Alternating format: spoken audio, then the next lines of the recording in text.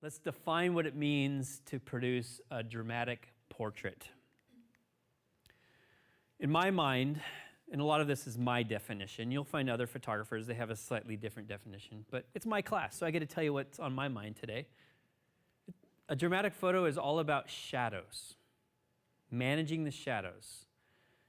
You know, the light defines the shadows kind of create this impressive look, this dark look. And so managing the shadows to create the dramatic photos is paramount. We're always thinking about where are those shadows falling. Do you want, if I'm looking at you guys this way, do you want the shadow on this side of the face? Or do you want the shadow on this side of the face towards the camera? And there's never one right answer. It always starts within your mind, what's the effect that you're after? What's the look that you're trying to produce? Maybe the client, and I use the client really loosely here, the client might be your daughter, it might be your neighbor kid, or it may be a paying customer. Maybe they have a look that they're after. So it's incumbent upon you then to help create that look by working with those shadows. We're gonna do a lot of shadow work today, okay? Mood, that's the second bullet point there. What's the mood that you want to evoke? Serious? Mad? Angry? A little bit more chill? What's that mood that you're after? And then you create your lighting to help produce that mood. So if you're after a sinister look with a furrowed brow, you might want to do something more like direct side lighting, more like a Western, or a avant-garde type of look. It's just very dark on one side, very bright on the other. Whereas if you want a little bit more pensive and a thought-provoking look, maybe the light's a little bit more in front, so you see more of the face. The point I'm making is your light style can help drive the mood in the photograph. And then emotion, mood and emotion, those are kind of the same thing. Today we're not about jubilant, we're not about excited. You won't see a lot of my photos today where the subject is like really smiling big, because that's not really what we're after. We're after something a little bit more serious today. In dramatic photography, producing these dramatic photos, the light can be harsh or hard, or it can be soft, and both of them work. And you'll see today, I'm going to produce a variety of images, some with no diffusion on the light. So in other words, just straight flash. And you'll see that hard shadow coming right off the nose. And that's an okay look. At the same time, you may throw a gigantic umbrella or softbox on it so the light wraps around the face a little bit more.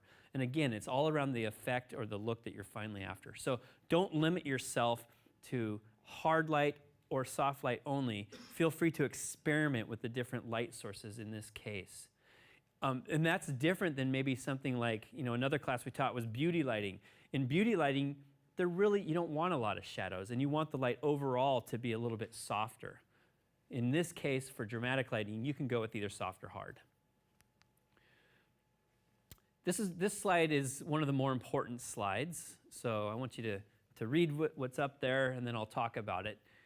So the more off-axis the light, the more drama you create.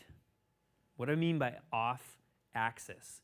Well, if I'm looking at you, if I'm looking in the camera here, right, this is on-axis. This is what we talk about, being on-axis, okay? And then as I move that light over to the side, that becomes off-axis. And the more the light goes to the side, the more dramatic the shadows are on the opposite side, right? So the more drama, the more off-axis you put the light.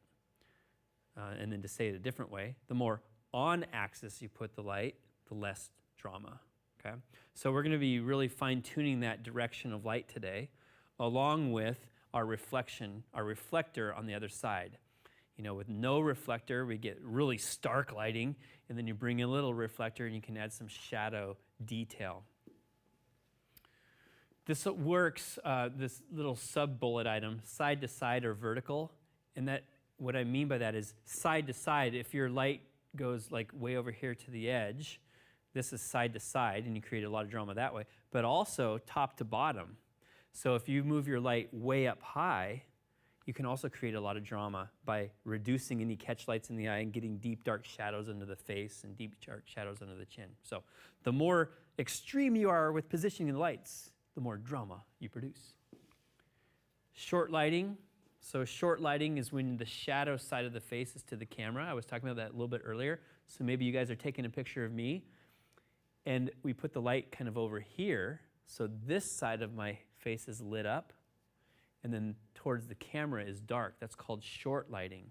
So what the camera then sees is maybe just a strip of light over on my face here.